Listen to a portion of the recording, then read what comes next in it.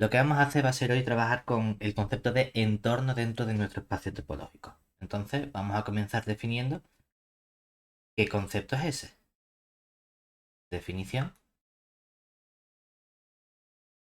Decimos, venga, pues sea nuestro par formado por X, nuestro conjunto no vacío, y nuestra familia tau, que es una topología. Es decir, este par es un espacio topológico.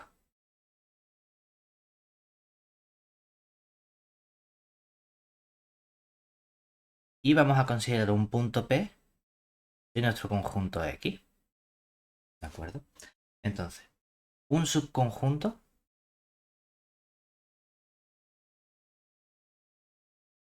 podemos llamarlo, por ejemplo, A contenido en X, se llama entorno de nuestro punto P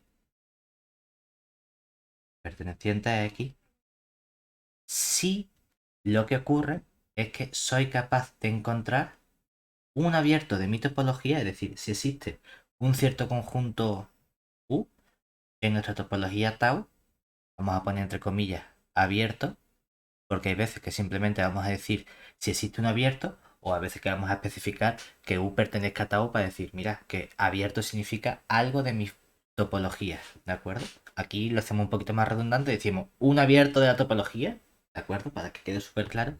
De modo que pasan realmente dos cosas, aunque solemos escribirlo como una cadena. Por un lado queremos que este punto P pertenezca precisamente al conjunto U. Y además, quiero que este conjunto U abierto esté contenido en el conjunto A. ¿De acuerdo? O sea que realmente aquí está implícito el hecho de que el punto P pertenezca al subconjunto A. Que aparentemente al principio nos dice, elijo un subconjunto A cualquiera, que sea un entorno de P y no tiene nada que ver con el P. Sí. Lo que ocurre es que lo escribimos en esa cadena. Hay muchas veces que esto se enuncia de otro modo y se dice un subconjunto A de modo que el punto P pertenezca a dicho subconjunto, se llama entorno si encuentro este abierto U, de modo que el U esté contenido en el A y el punto P esté dentro del abierto. Para gustos los colores, hay gente que especifica que efectivamente el punto P está en el subconjunto A, candidato a entorno, y hay gente que no especifica porque de la condición que estoy imponiendo de que el abierto U contenga el punto y esté contenido en el conjunto A, se deduce que en particular el punto está en nuestro conjunto. Si nos fijamos en la diferencia es que aquí no estamos cogiendo elementos de la topología. Es decir, estos candidatos a entornos no tienen por qué ser subconjuntos de X que pertenezcan a nuestra familia tau. Simplemente tengo subconjuntos del conjunto X. Lo que sí es cierto es que debo encontrar otro subconjunto de nuestra topología. Y lo importante no es que haya una intersección vacía, sino que ese punto o ese subconjunto abierto debe estar completamente contenido en el conjunto A, ¿vale? Entonces, hay ciertos conjuntos que ya sabemos que son entornos, justamente los elementos de nuestra topología. Es decir, observemos que si cojo un punto en un par X tau es un espacio topológico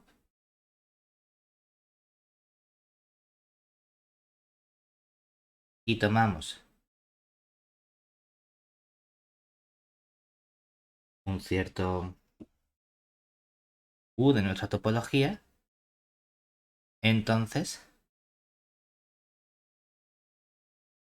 para cada punto,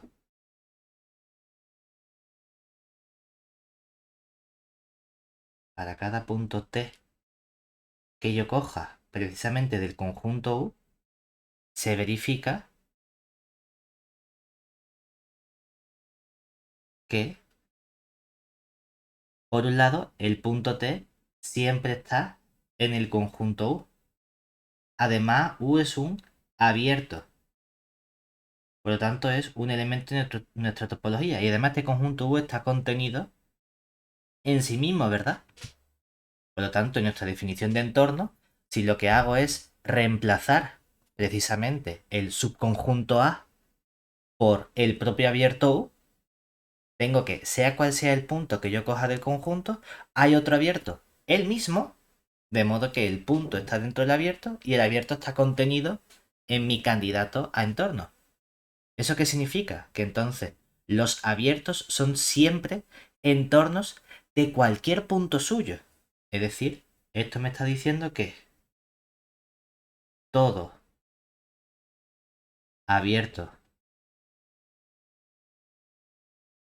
U de nuestra topología tau, sabemos que esto es redundante, ¿no? Pero para que quede súper claro, es entorno de todos sus puntos.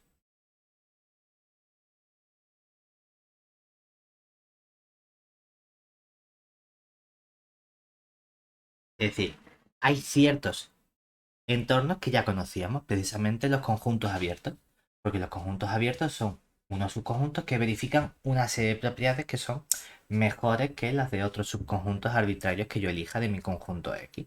¿Vale? Una vez que tenemos estos conceptos, hay ciertos entornos con los que podemos trabajar, sobre todo relativos a la recta real.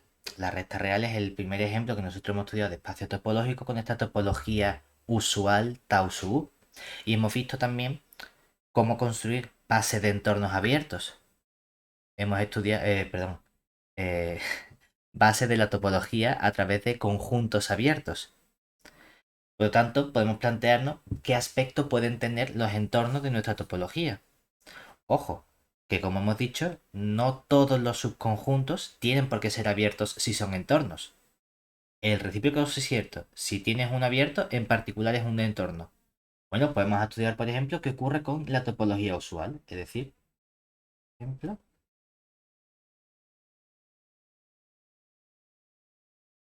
consideremos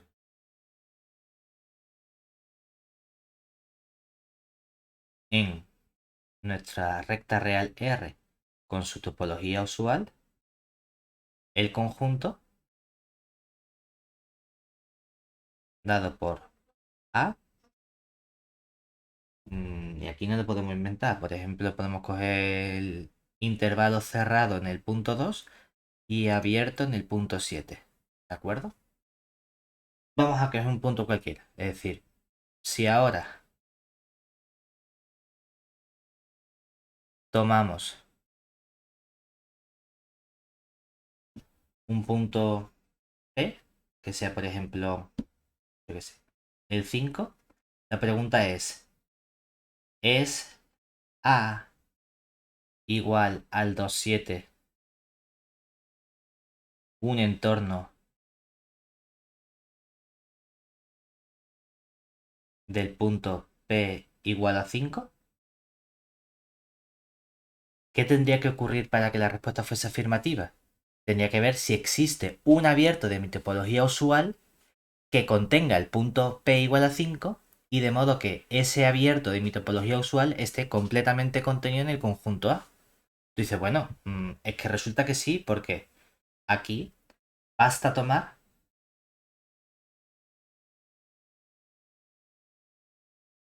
el abierto U, que sea, por ejemplo, ya hemos visto el otro día que hay ciertos conjuntos que conforman una base de la topología usual, que son lo que llamamos las bolas abiertas.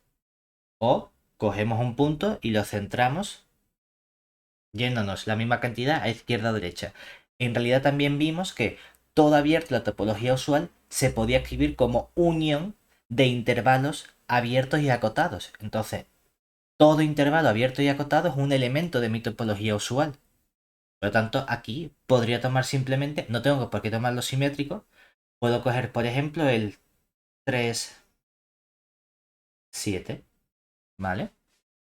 Entonces, si cojo este conjunto abierto y acotado, tengo que esto es un elemento de nuestra topología usual, donde, por un lado, se verifica que efectivamente el punto P igual a 5 pertenece a nuestro conjunto U. Y por otro lado, el conjunto U, que es el abierto en 3 y abierto en 7, está contenido en el intervalo 2,7 abierto. ¿Eso qué significa? Que esto me está diciendo que efectivamente el conjunto A, que es el 2,7 abierto, es en torno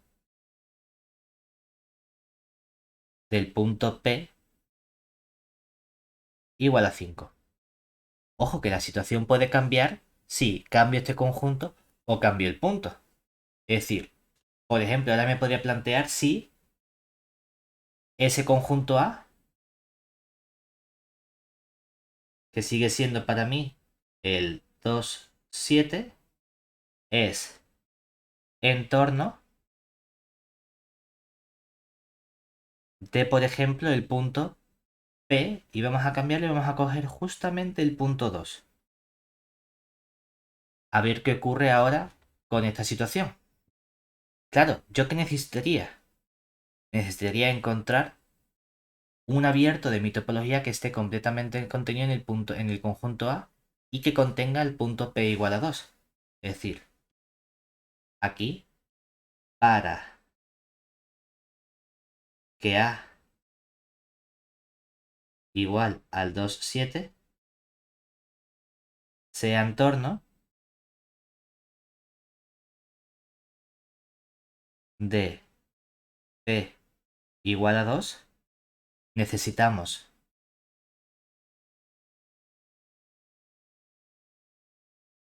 hallar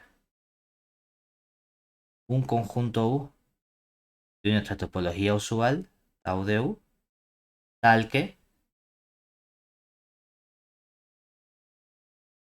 por un lado, hemos dicho el punto P igual a 2, pertenezca a ese conjunto U. Y por otro lado, el conjunto U esté completamente contenido en el conjunto A, que sería el 2,7. ¿Eso qué me está condicionando? Me está condicionando de que de esta condición de aquí, para todo elemento X que yo coja del conjunto U, se tiene que dicho elemento X tiene que ser forzosamente mayor o igual que 2. ¿De acuerdo? No puedo tener un elemento de mi conjunto U que sea menor estricto que 2. Sin embargo, lo que nosotros hemos visto cuando construimos los abiertos de la topología usual es que se pueden expresar como una unión de intervalos abiertos y acotados. Y yo no puedo encontrar un intervalo abierto y acotado que contenga el 2, pero que no contenga ningún punto menor que 2. Es decir, el problema ahora es que de aquí, si existe un cierto intervalo a, b de nuestra topología usual, de modo que el 2 pertenezca a dicho intervalo a, b, y de modo que este intervalo a, b esté contenido en el abierto U, porque pueda expresar mi abierto U como una unión de intervalos de esa forma y uno de ellos sea el justo uno de los intervalos que contiene al 2, entonces, ¿qué pasa? Entonces, existen puntos X pertenecientes a mi intervalo a, b, y por lo tanto que están también en el U, ¿verdad? De modo que X es menor estricto que 2, lo cual está contradiciendo el hecho de que mi intervalo o mi abierto U tenga que estar completamente contenido en el conjunto 2,7, lo cual significa que en este caso el 2,7 cerrado en el 2 no puede ser un entorno del punto P igual a 2. Es decir, que la consecuencia aquí es decir, bueno, pues entonces A no es entorno del punto P igual a 2. ¿Vale? Una vez que ya hemos estudiado la situación que ocurre, por ejemplo, en R, vamos a plantearnos cómo trabajamos nosotros con los entornos. Porque tenemos el concepto de entorno. El concepto de entorno depende realmente del concepto de abierto. Lo cual significa que para poder construirme entornos o comprobar si un conjunto es un entorno o no, necesito conocer la topología con la que estoy trabajando. Luego tengo que mirar si soy capaz de encontrar un abierto. Por lo tanto, debo conocer cómo son los abiertos de mi topología. Y en última instancia, debo conocer cómo está definida mi topología. Bueno, pues vamos a ver si podemos encontrar, en general, más de un entorno de un punto. Porque igual que tenemos distintas bases, igual que tenemos distintas bases de entornos abiertos, podemos encontrar quizás distintos entornos. Pues vamos a tratar de reunir la información de todos los entornos de un único punto. Y eso va a recibir un nombre especial. Definición.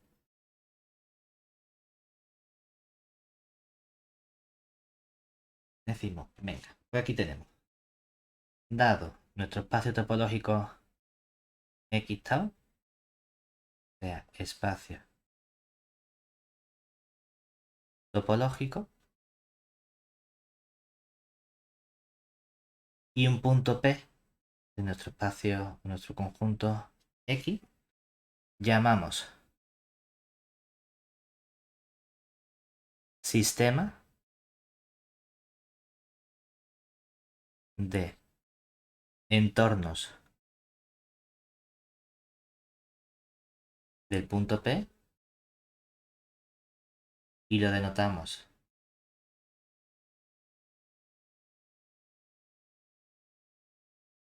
mediante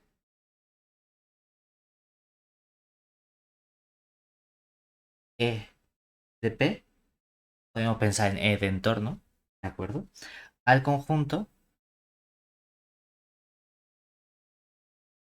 formado por todos los entornos del conjunto del punto P. Es decir, lo que vamos a llamar es E de P, va a ser por definición nuestro conjunto formado por todos los A contenidos en X, todos los subconjuntos de X, tal que A es entorno del punto P. ¿De acuerdo? Aquí vamos a reunir a todos los posibles entornos que yo me construya. Entonces, vamos a analizar qué propiedades verifican estos sistemas de entorno. Lo que vamos a ver un poquito más adelante es que ya empezamos a tener, o en esta asignatura en general, hay problemas con la notación, porque hay muchas veces que utilizamos la misma palabra para conceptos distintos. Como por ejemplo hemos dicho los intervalos abiertos y acotados. Y ahí la palabra abierto significa una cosa distinta de lo que significa para nosotros el concepto de abierto desde el punto de vista topológico. Y aquí justamente el primer concepto que nosotros hemos introducido en esta asignatura, ¿recordamos cuál era? El concepto de base de entornos abiertos de un punto. Y lo habíamos llamado B sub P. Y hablábamos de base de entornos. Y todavía no habíamos introducido el concepto de entornos. Aquí tenemos una cosa que llamamos sistema de entornos. Pues luego vamos a ver lo que sería un sistema fundamental o base de entornos. Y de repente a ese base de entornos le vamos a poder poner el apellido de abiertos. Y entonces en algún momento vamos a ser capaces de leer una frase que se llame base de entornos abiertos y no vamos a saber a priori, sin estudiar el contexto, si estamos hablando de los conjuntos B sub P o si estamos hablando de otros conjuntos distintos. ¿Vale? Porque empiezan a mezclarse muchos nombres que tienen conceptos distintos o viven en un sitio distinto. Pero bueno, simplemente que tenemos que tener mucho cuidado aquí con los nombres de las cosas. Al final hay una relación y hay un porqué.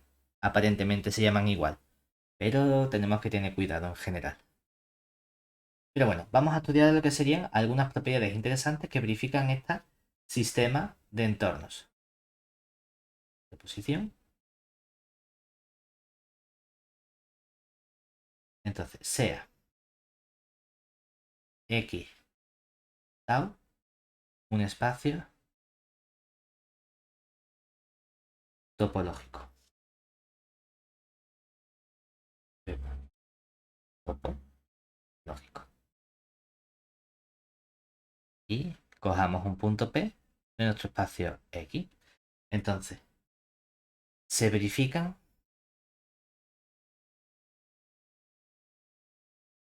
las siguientes propiedades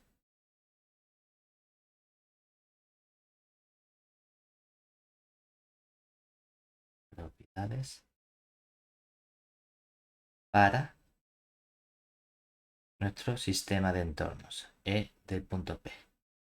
Primera propiedad, que podemos llamarla igual que el libro, propiedad E de entornos 1, ¿de acuerdo? Hombre, parece trivial, pero obviamente si yo cojo un conjunto A en nuestra familia E sub P, ¿qué estoy diciendo? Que ese conjunto A, ¿cómo lo llamo? Por estar en E sub P, y E sub P es el conjunto de todos los entornos del punto P, en particular todo elemento suyo es un entorno. Mínimo, si es un entorno, hemos dicho que existe un abierto que contiene el punto y que está contenido en el conjunto A. Pero lo trivial es que automáticamente el punto P tiene que pertenecer a tu entorno A, ¿de acuerdo? Es decir, no tiene sentido el concepto de entorno de un punto si el punto no pertenece a tu entorno. Porque es imposible que consigas encontrar un abierto que contenga el punto y que esté contenido en el entorno. Entonces, sea cual sea el conjunto A que yo coja de mi familia de entornos, siempre va a pertenecer el punto a cada uno de esos entornos. Vale, tiene sentido, ¿no? Es una propiedad lógica. Ahora decimos, bueno, vamos a tener una cierta monotonía en cuanto a estos entornos. Es decir, si yo cojo un entorno A de mi familia de entornos E sub P, entonces, ¿qué ocurre si yo cojo un subconjunto A', simplemente un subconjunto cualquiera de X, pero de modo que el entorno A esté contenido en el A'? ¿Qué creemos que se tiene? Claro, por ser A un entorno, existe un abierto que está contenido en el U. Entonces A' Un también entorno, es. un abierto U que está contenido en el A. Pero si la está contenido en la prima, por la monotonía de la contención, el U está contenido en la prima. Ujú. Pero A' si he también es encontrado. entorno. Exactamente, es decir, si tú tienes un entorno y tienes un conjunto mayor que ese entorno, en particular tienes otro entorno. Es decir, que el A' también pertenece a nuestra familia E sub P. Dice, vale, tiene sentido. Tercera propiedad. Vamos a estudiar qué ocurre. Caso contrario, si ya tengo dos entornos, es decir, si yo tengo un A y una prima que sean entorno del punto P, entonces, ¿qué puedo afirmar yo sobre el conjunto A intersección con A'? A mí, obviamente, que me encantaría. Me encantaría poder afirmar que esto vuelve a ser un entorno del punto P, ¿verdad? Y realmente esto se deduce únicamente de las propiedades de la intersección que teníamos para abiertos de nuestra topología. Porque si tengo dos abiertos en mi topología, la intersección finita también es un elemento de mi topología. Y no solo eso, sino que nosotros habíamos estudiado que si tenía unos abiertos, yo era capaz de encontrar otro abierto que estaba contenido en la intersección de ellos dos. Por lo tanto, por ser cada uno de los conjuntos A y A' entornos, existe un conjunto U en A y un conjunto U' en A', de modo que el U está contenido en el A y el U' está contenido en la prima. Pero entonces para la intersección existe otro W que está contenido en la intersección de los abiertos. Por lo tanto, como el U está contenido en A y el U' está contenido en A', la intersección está contenido en A intersección A', y ahí está dentro mi W. Por lo tanto, efectivamente vuelve a tener un entorno. Es decir, todo esto se deduce simplemente de las propiedades que tienen nuestros entornos abiertos. Perdón, nuestros entornos y los abiertos de la topología. Y por último, nos gustaría ver qué ocurre con puntos distintos. Es decir, ¿qué pasa si yo cojo un entorno A del punto P? Claro, que este entorno A lo mejor tiene más puntos aparte del punto P. ¿Hay alguna relación entre los puntos que no son el P con el punto P? Resulta que sí. Es decir, si cojo un entorno de mi punto P, yo voy a ser capaz de encontrar un elemento también en torno del punto P, pero de modo que, sea cual sea el punto Q que yo coja de mi entorno, Q, se tiene que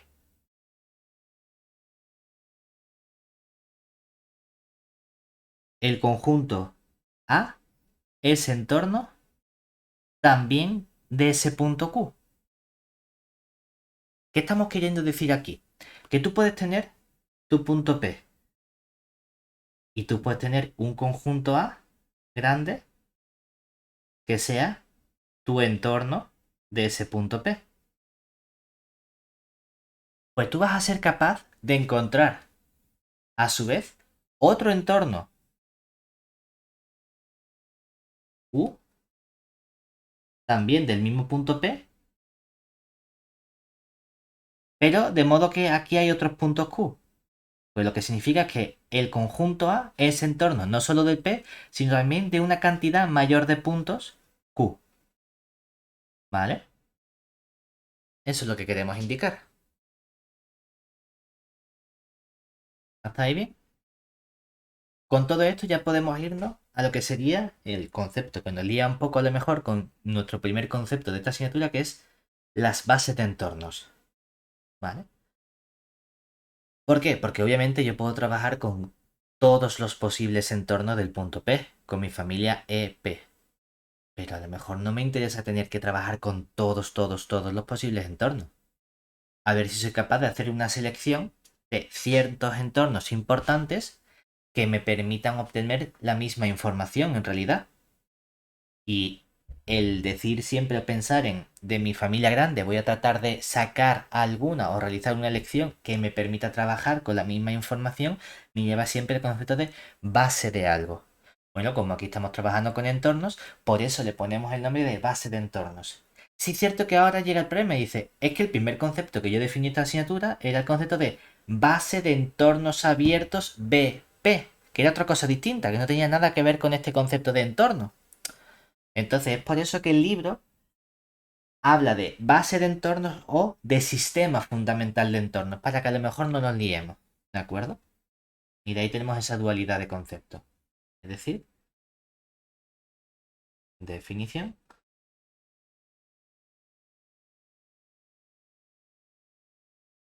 Decimos, venga, pues sea X tau un espacio topológico.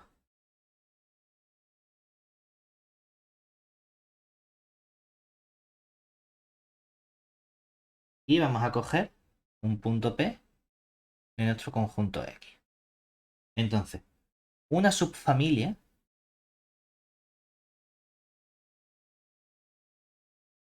que vamos a llamarla ahora AP, que esté contenida en mi sistema de entornos EP, es un sistema fundamental, que es la diferencia con lo antes, sistema fundamental de entornos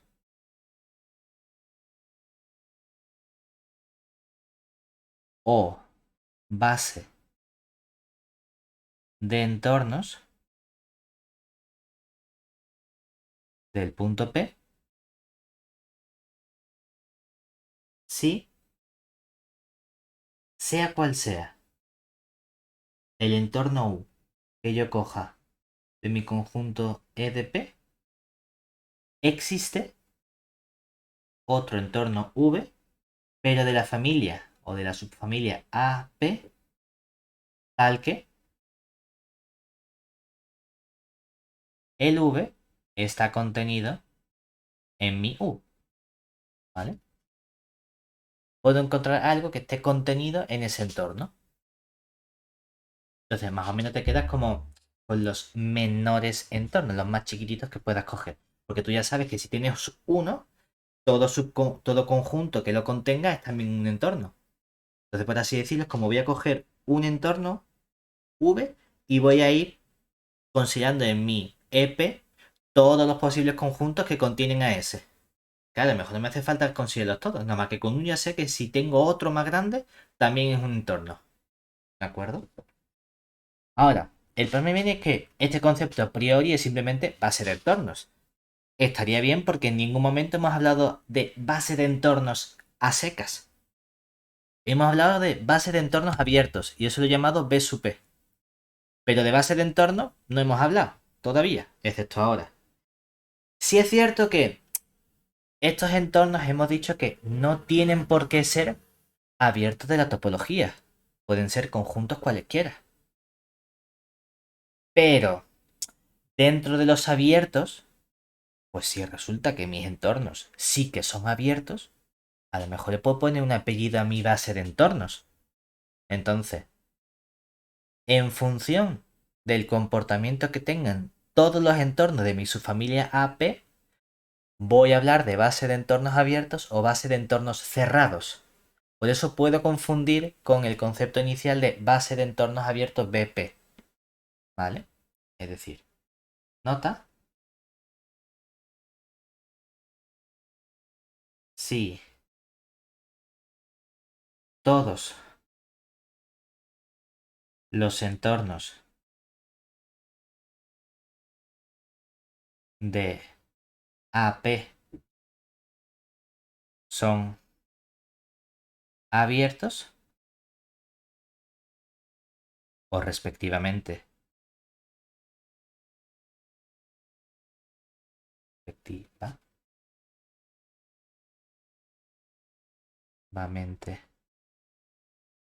cerrados, hablaremos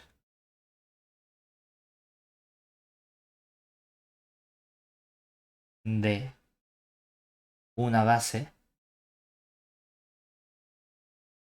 de entornos abiertos, respectivamente,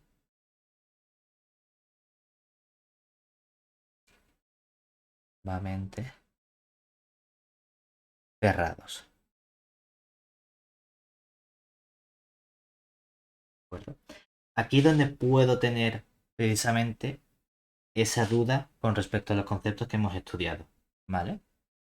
Lo que sí es importante es que yo voy a ser capaz de caracterizar cuando un subconjunto es un entorno del punto P, precisamente en base a mi base de entornos o mi subfamilia A sub P. Es decir, si tenemos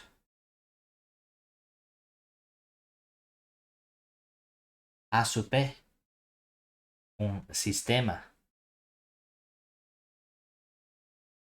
fundamental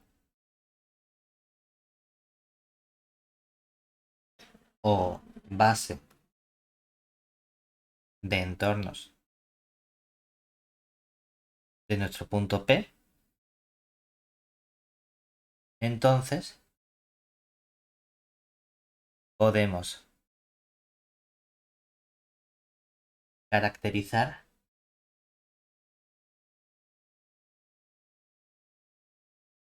fácilmente si un cierto M contenido en X es entorno de P o no. ¿Por qué? Porque si pensamos, para que M contenido en X sea entorno del punto P, perteneciente a mi X, ¿Cuál sería la definición? La definición me dice que yo soy capaz de encontrar un abierto de la topología, es decir, la definición sería existe un U abierto de mi topología, es decir, de tau, tal que el punto P pertenece a U y ese conjunto U está contenido en M. Pero vamos a pensar en la caracterización. Vamos a ver qué ocurre con ese sistema fundamental, ¿de acuerdo? ¿Por qué? Porque el sistema fundamental me está diciendo el qué. Que sea cual sea el entorno que yo coja, es decir, la caracterización aquí de que esto sea un sistema fundamental. No me lío tanto. Aquí. Que esto sea un sistema fundamental me dice, oye, si M es que un entorno, ¿eso qué significa? Que M pertenece a su P, ¿verdad? O bueno, pertenece realmente al E sub P, ¿cierto? Es un entorno del punto P. Pero que A sub P sea un sistema fundamental significa que sea cual sea el entorno que yo coja, en particular este, ¿qué tiene que haber? Puedo encontrar otro distinto, ¿verdad? Es decir, existe otro V perteneciente a mi familia A sub P, tal que este V está contenido ¿dónde? En el conjunto M, ¿verdad? Es decir, que lo único que tengo que comprobar yo es el qué. Es esta última condición de aquí. Si existe un subconjunto de nuestra familia que esté contenido dentro de mi candidato a entorno. En lugar de tener que buscar un abierto de la topología. Voy a centrarme únicamente en la familia que me han dado. Porque con eso sería suficiente. ¿Vale? Porque estamos diciendo que la definición es que eso siempre tiene que poder ocurrir. Si no puede ocurrir es que entonces mi AP no era un sistema fundamental. ¿De acuerdo?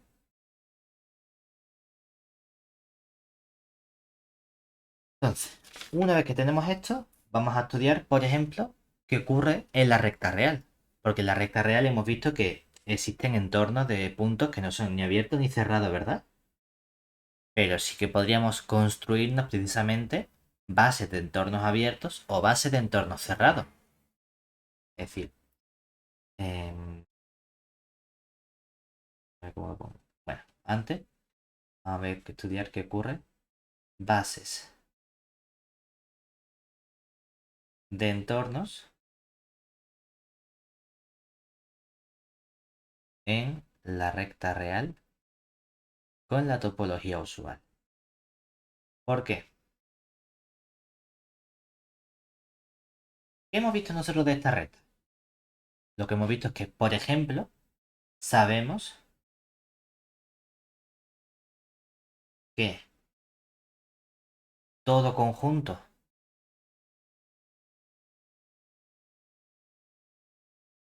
de la forma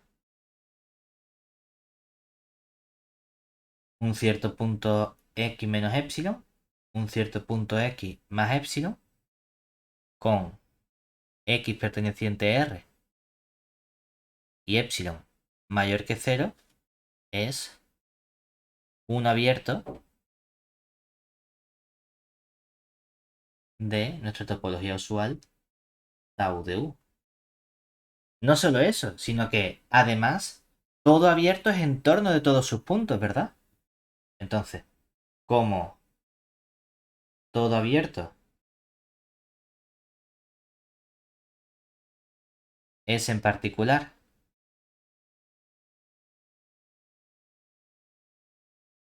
entorno,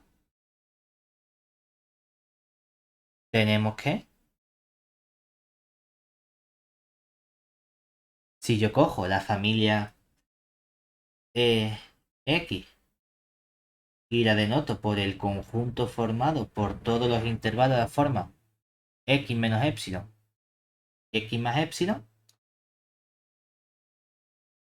tal que epsilon es mayor que 0. ¿Qué conforma esto? Es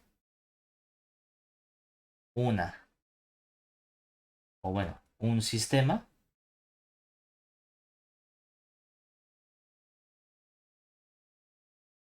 fundamental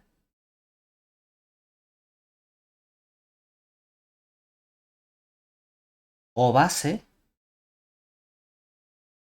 de entornos. Y además, como todos los entornos que aparecen aquí dentro son conjuntos abiertos, le puedo poner el apellido de sistema fundamental o base de entornos abiertos de mi elemento X real, ¿verdad? Análogamente,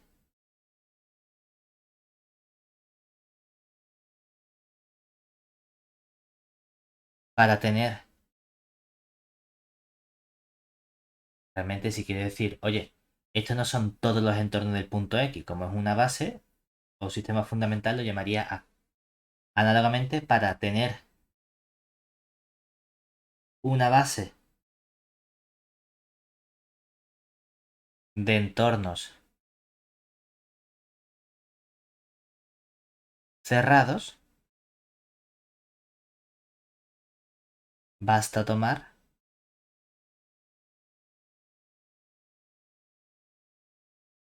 esta familia, pero diciendo vamos a ponerle a ver qué le pongo. Voy a poner a gorrito de X, que va a ser simplemente coger en lugar de los intervalos X menos epsilon, X más epsilon, voy a coger el intervalo cerrado y acotado X menos epsilon, X más epsilon. Y eso sería para todo epsilon mayor que 0. O sea que podemos construirnos fácilmente ejemplos de bases de entornos abiertos o bases de entornos cerrados en la recta real con la topología usual. También hemos visto que mi recta real con la topología usual verificaba un axioma, el axioma de segundo numerable o el segundo axioma de numerabilidad que me decía, vale, tú tienes bases, pero si quieres puedes elegir que esas bases sean bases numerables. Y para eso lo único que tenía que elegir era este epsilon como un número positivo pero además racional. Bueno, si yo tengo bases de entornos, en particular podría fijar este epsilon en lugar de como cualquier número positivo real, como un número positivo racional. Y entonces esos conjuntos A sub X abiertos o A gorrito X pasan de ser conjuntos arbitrarios a ser una cantidad numerable de conjuntos, ¿verdad? Entonces no podría plantearse, bueno, en la recta real es cierto que soy capaz de hacer esta elección. Es decir, proposición de forma relativamente sencilla, simplemente cambiando el epsilon por un número racional en la recta real con la topología euclídea, se tiene que, para todo X real, existe un conjunto A de X, que es una base de entornos numerable.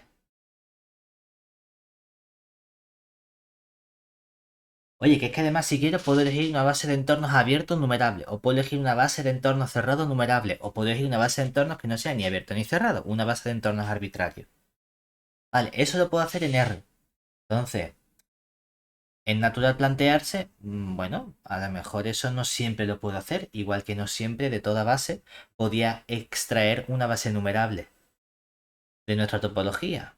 Los entornos se relacionan muy íntimamente con los abiertos de la topología.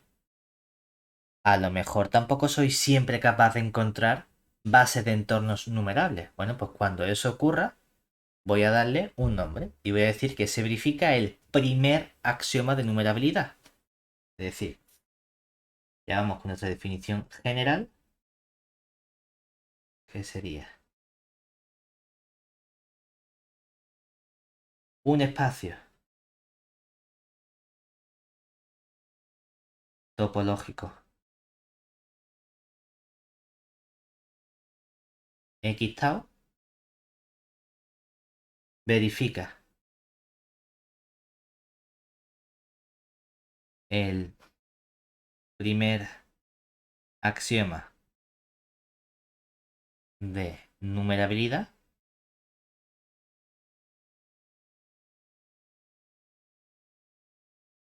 si para todo punto P que yo coja de mi X, tiene que ser para todo punto, no vale que solo ocurra para uno de los puntos, existe una base de entornos que hemos denotado mediante A sub P que sea numerable. ¿De acuerdo? En particular, hay unos espacios muy concretos que siempre van a verificar el primer axioma de numerabilidad. Proposición.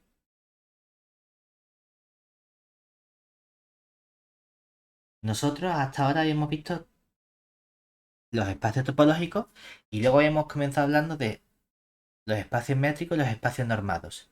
Y había una relación entre espacios topológicos, espacios métricos y espacios normados. Cada uno de ellos inducía al anterior, pero el recíproco no tenía por qué ser cierto.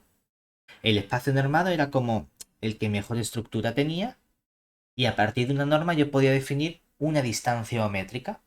Y además, si yo tengo una distancia métrica, podía definir una topología asociada precisamente a través de esas bolas abiertas que había definido con nuestra distancia.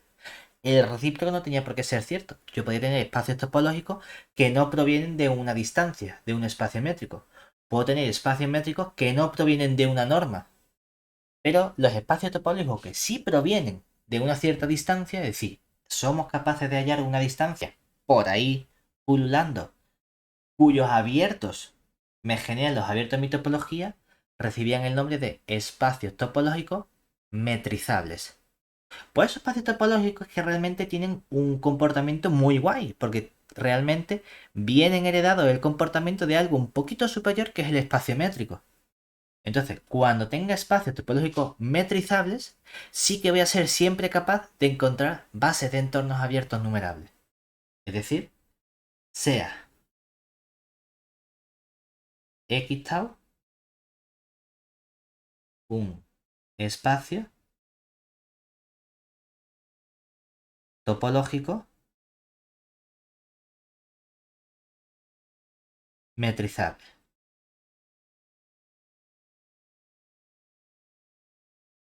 Entonces, X tau verifica el primer.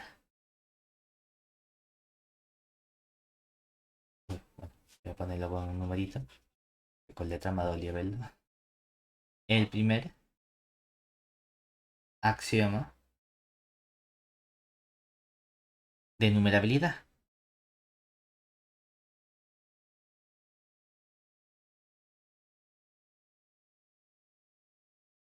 ¿De acuerdo? O sea que, relativamente guay trabajar con estos espacios. Realmente la demostración es relativamente sencilla. Porque aquí basta tomar si verifica el primer axioma de numerabilidad es que yo tengo que ser capaz de encontrar una familia A sub P que sea un sistema fundamental de entornos o una base de entornos de mi espacio topológico que sea además numerable, ¿verdad? Pero oye, es que realmente como esto induce o viene inducido por una métrica o distancia, yo puedo trabajar con quién? Con las bolas de centro el punto P y radio R, ¿verdad? Pues lo único que necesito es tomar este radio como ¿quién? Como un radio mayor que 0, pero racional, para que sea numerable. Y aquí tengo precisamente mi familia de entornos abiertos, de entornos numerables. Que además resulta que también son entornos abiertos, pero bueno, no me hace falta que la base de entornos tenga el apellido abierto o cerrado. Simplemente que tenga el apellido de numerabilidad, ¿de acuerdo? Es decir, en base o en referencia a si soy capaz de encontrar una cantidad numerable de entornos. ¿De acuerdo? Estos son los conceptos importantes que nos hace falta. Es decir, ya tenemos relación la construcción de bases de entornos abiertos que me permite construir mi topología, los conceptos de base de nuestra topología y ahora el concepto de entorno de un punto en nuestra topología. Y hay una relación íntima entre abierto de la topología y entorno de un punto. No puedo construir entornos si no tengo abiertos en nuestra topología. Entonces, por ejemplo, vamos a ver aquí, en este ejercicio, me dan un conjunto, que esto nos suena al conjunto del otro día, y una topología que yo creo que es prácticamente la misma, y me piden hallar los sistemas de entornos de los puntos X, y además dar un sistema fundamental de cada uno de esos puntos. Entonces, primero, hallamos los sistemas de entornos de cada punto.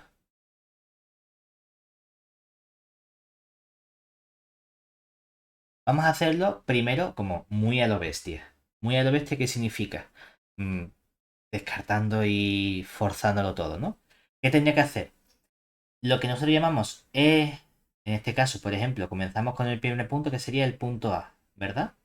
Sería, cogemos todos los subconjuntos que contienen al punto A. Dice, vale, ¿cuántos hay? Hombre, pues a ver, tienes el conjunto formado únicamente por el A.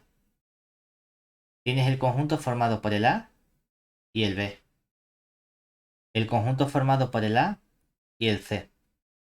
El conjunto formado por el A y el D. Venga, ahora tengo el conjunto formado por 3 que sería el A, el B y el C. Tendría también el conjunto formado por el A, el B y el D. Y tendré también el conjunto formado por el A, el C y el D. Y además también aparece el total X, ¿verdad?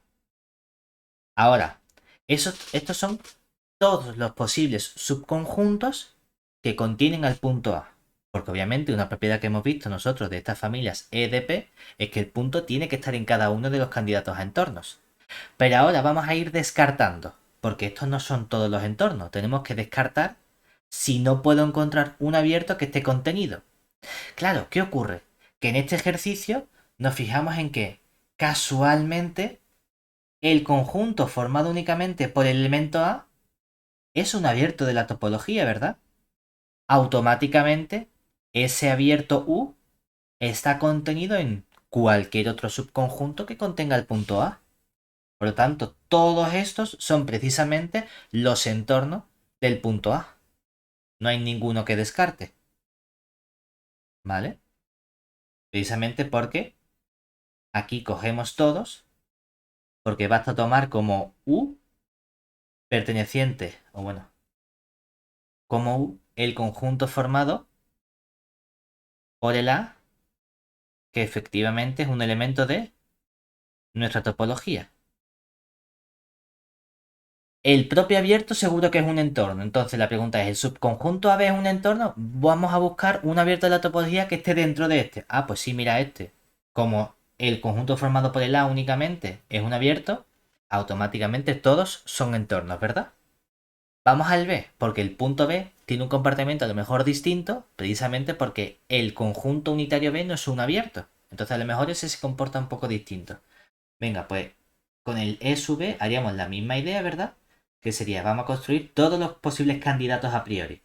El conjunto formado por el B, el conjunto formado por el B y por el A, conjunto formado por el B y por el C, conjunto formado por el B y por el D.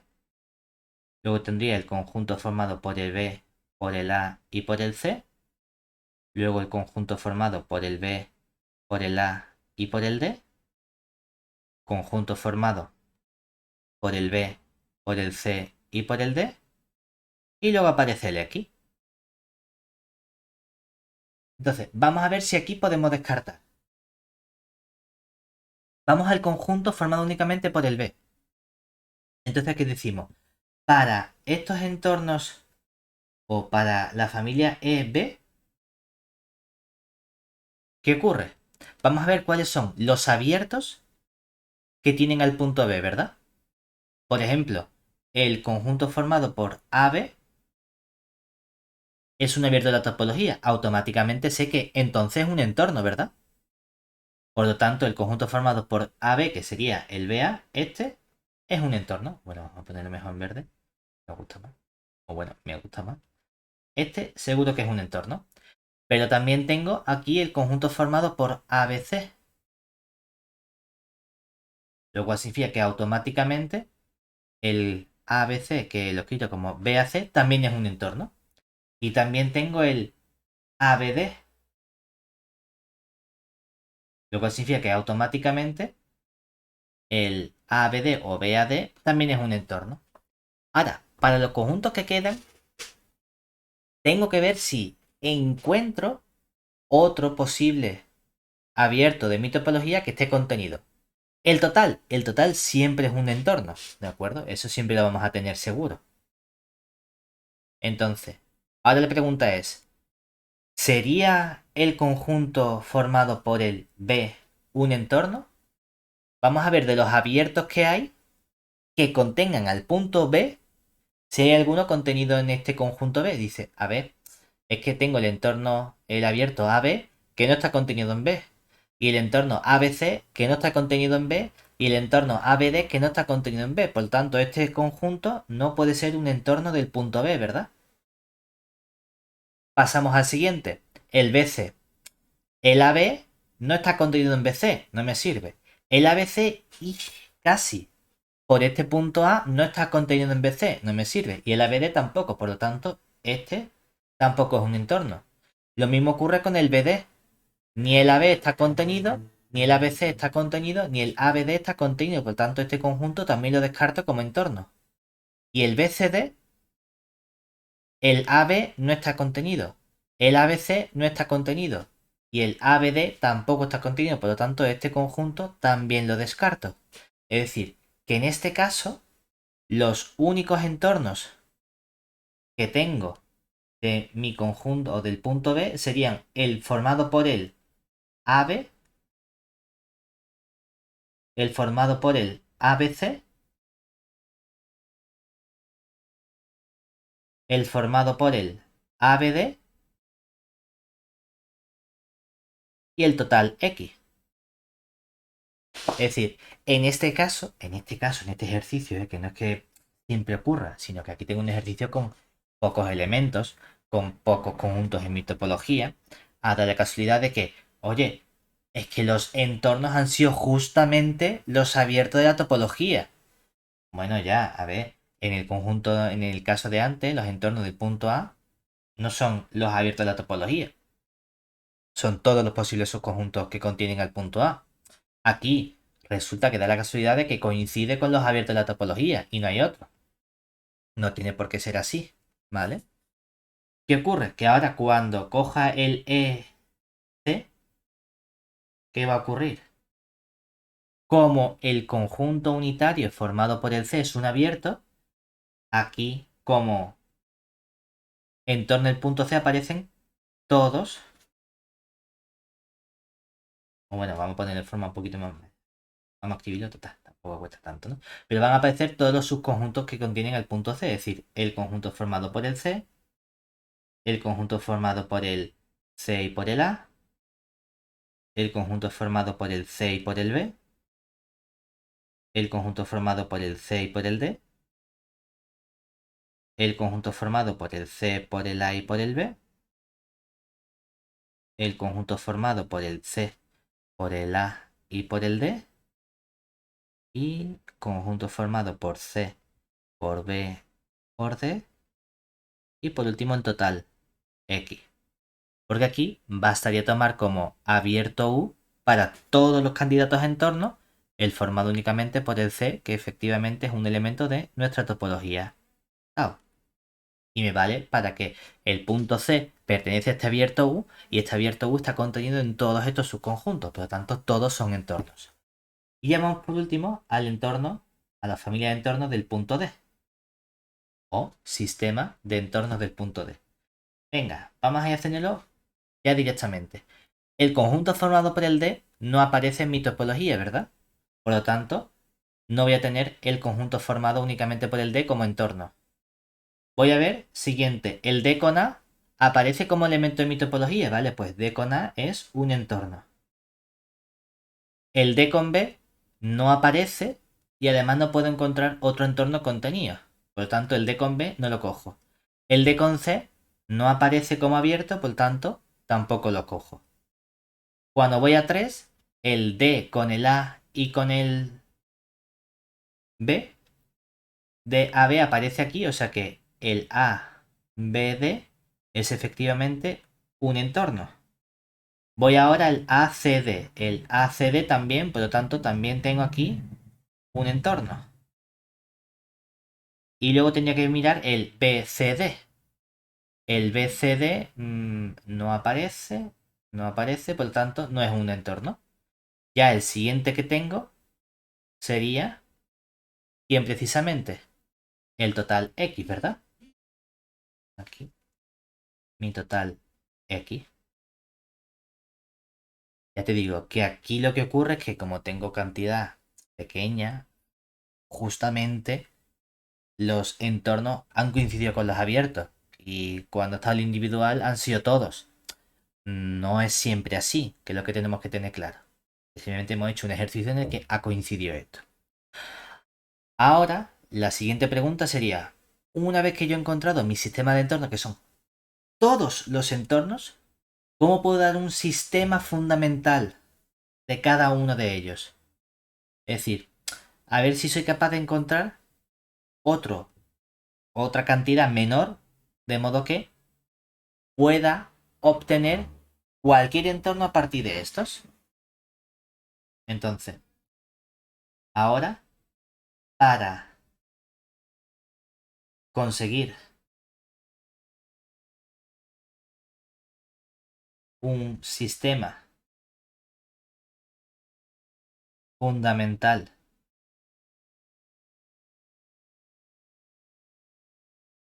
o base de entornos, consideramos